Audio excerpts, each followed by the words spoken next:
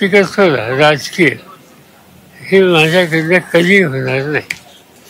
त्यांनी तुमच्याच मुलाखतीचा रेफरन्स दिला की तुम्ही प्रादेशिक पक्ष काँग्रेसमध्ये विलीन होणार असं म्हटले. ते म्हटले की काँग्रेसमध्ये जाण्यापेक्षा तुम्ही आमच्याकडे या. हे म्हणलं की गांधी नेहरूंची विचारधारा आम्हाला ती आहे आणि गांधी नेहरूंची विचारधारा ही एखाद्या समाजाच्या विरुद्ध त्यांचंच एक स्टेटमेंट असतं की त्या स्टेटमेंटमध्ये त्यांनी मुस्लिम समाजाचा एक वेगळा उल्लेख केला.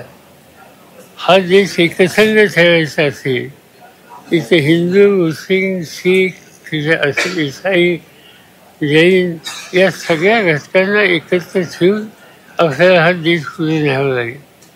त्याच्या एका ते दोन धर्मीय समाजाच्या संबंधी काही वेगळी भूमिका आपण मांडायला लागलो तर समाजामध्ये ऐक्य राहणार नाही, गैरविश्वास राहील आणि मोदींची अलीकडची सगळी भाषणं ही असा एक समाजामध्ये गैरविश्वास निर्माण व्हायला पोषक आहेत आणि देशाच्या दिशेचे घातक आहेत.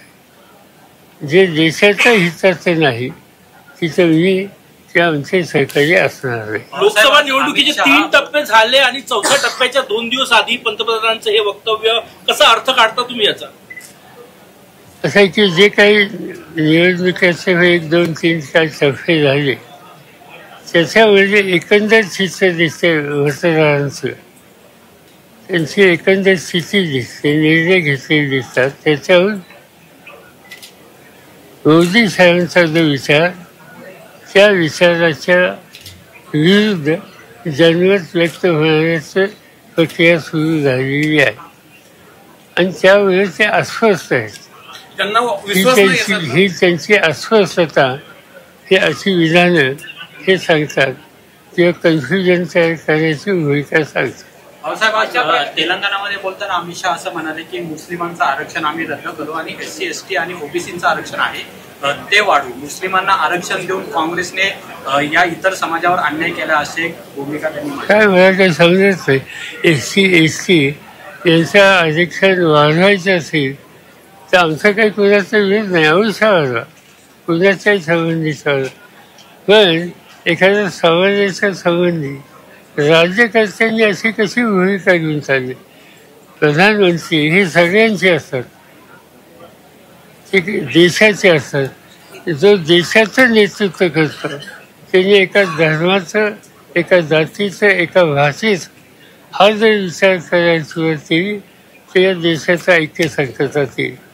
ते प्रधानमंत्री असोत किंवा त्यांच्या मंत्रिमंडळाचे मंत्री असतात. सर, 3ऱ्या टप्प्याचं मतदान झाले. राज्यात सगळे महत्वाचे मतदारसंघ होते, अगदी बारामती, माढा. कसं बघता रिझल्ट? कसं एकदम निर्णायक टप्पा होता? बघूया आता काय होतं. 11 वर्षांनी नरेंद्र दाभोळकर यांच्या हत्या प्रकरणाचा निकाल लागलेला आहे. 5 पैकी 2 जण हे निर्दोष आहेत, पण 3 जण जे होते त्यांना निर्दोष सुटका केलेली आहे. आता कोर्टाचा निकाल द्यायचो. इतकी वर्ष लावली यावेळेस आम्ही लोक अस्वस्थ होतो. पण ठीक आहे, निदान दिला त्याच्यात काही लोकांना त्यांनी शिक्षा झाली असं तुम्ही म्हणतात. दोघांना दोषी धरलं, जन्मठेप दिली. ठीक आहे, आता न्यायदेशाचा निकाल आहे. काहीतरी दाभोळकरांना त्यांच्या आत्म्याला न्याय द्यायला. तुम्ही मुख्य सूत्रधार मोकळं सोडलाय, पण सर मुख्य सूत्रधार निर्दोष सोडलाय आणि जे शूटर आहेत त्यांना जन्मठेप दिली. हे कसं?